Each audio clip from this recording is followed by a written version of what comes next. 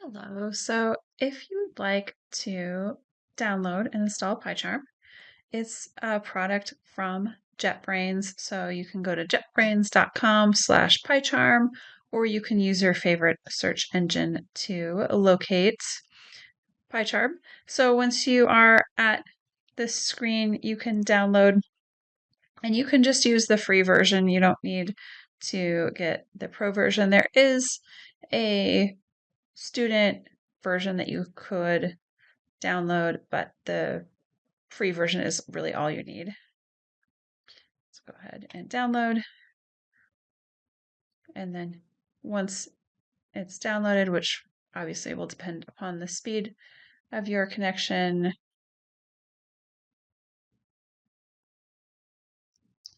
then you can go ahead and install PyCharm.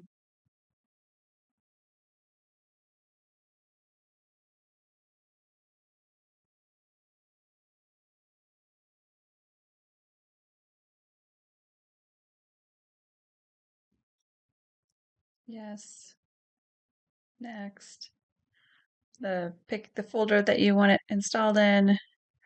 And then if you would like any of the shortcuts, if you want to associate .py files with PyCharm, if this is your only Python IDE, that's probably a good idea. I'll go ahead and check that.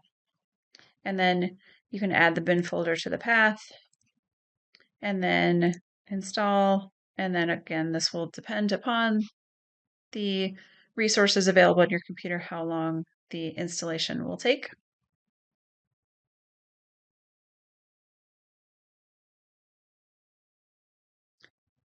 And then once you get to this point, then you can choose whether or not you want to reboot now or you want to reboot later.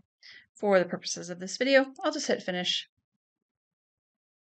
And then I'll go ahead and reboot, and then I'll load up PyCharm.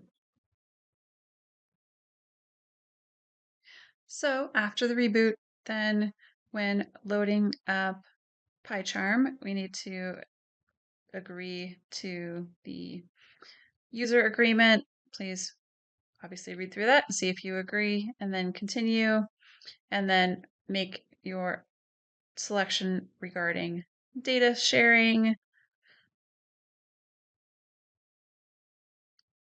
And then I am going to skip the import. If you have settings from Visual Studio Code or another program, you can do that. I'm just going to skip that. And now here is PyCharm. I'll go ahead and expand the window.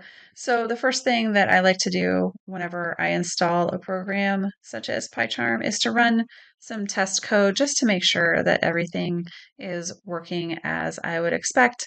So I'm going to click on the new script option and then the environment prepared.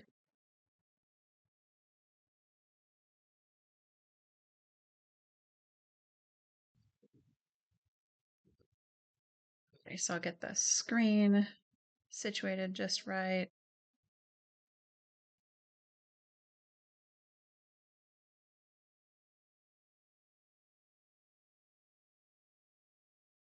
Go ahead and close that file, minimize the project, get rid of the sample file. And then what I want to do is right click and then go to new file.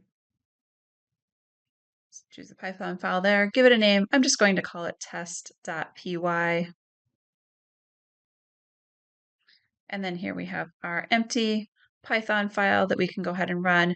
For this, I just want to do a print statement. So hello world is our most common initial program that we run when we want to test out what's happening. So I'll use the print statement, open and close parentheses, and then some double quotes.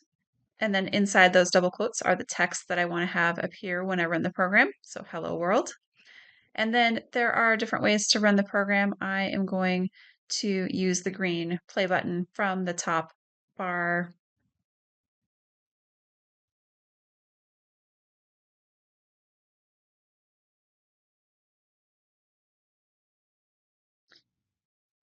And then you'll see the output window at the bottom, and that is where it shows the name of the file that's being run, and then the text that is being output along with the process finished with the exit code. So I know this program has run properly, and I can go ahead and code the assignment that I'm looking to do.